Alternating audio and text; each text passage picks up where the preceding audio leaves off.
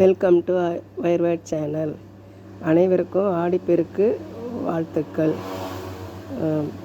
இந்த ஒரு கூடை பதிவு இப்போ ரொம்ப நாள் கழித்து சிவனை முடிச்சுட்டு இப்போ இந்த கூடை போட்டுக்கிட்டுருக்கேன். இந்த கூடையோட பதிவு என்னன்னு கேட்டிங்கன்னா 1 2 3 4 5 6 7 8 9 27 வருஷம்.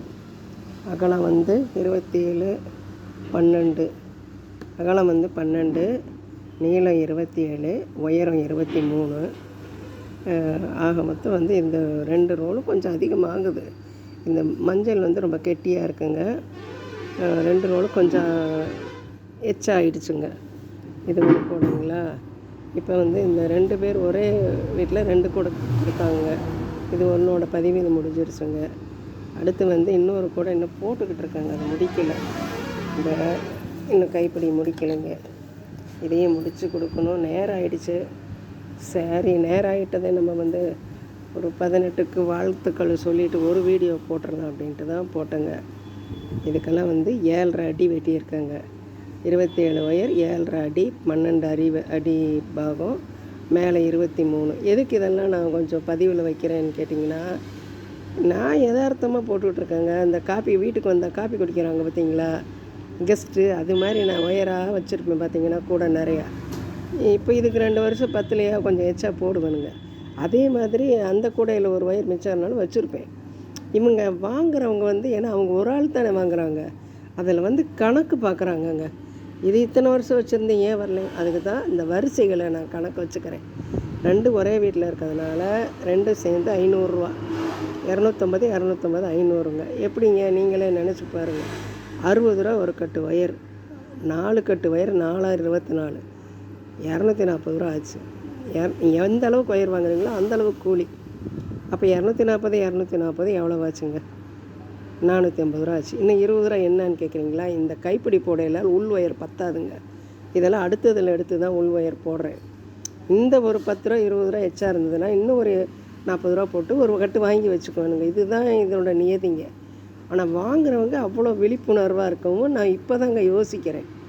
சரி, இதை நம்ம இனிமேல் இப்படித்தான் போடணும்.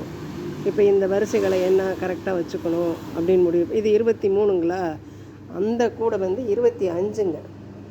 25 இதே எல்லாமே அதே அளவு தானுங்க. உயரம் மட்டும் 25ங்க. இதே 12, இதே இது எல்லாமே அந்த 2 வருஷம் இதில் கூடி இருக்குது. அந்த கூடையே குப்புன்னு இருக்குங்க. ஆனால் இந்த ஒயர் மஞ்சளாக இருக்கும், கெட்டியாக இருக்கும், கூட கெட்டியாக இருக்குங்க. ஒயர் விகிதத்தெல்லாம் நம்ம ஒன்றுமே பண்ண முடியாது. மக்களுக்கு அது தெரியறதே இல்லை. கூடையை நான் விட்டுட்டாலும் என்னை விடவும் மாட்டேங்கிறாங்க. அப்புறம் சரி யாராவது போட்டு கொடுங்கனாலும் அவங்க நம்ம அளவுக்கு தெளிவாகவும் போட மாட்டேங்கிறாங்க.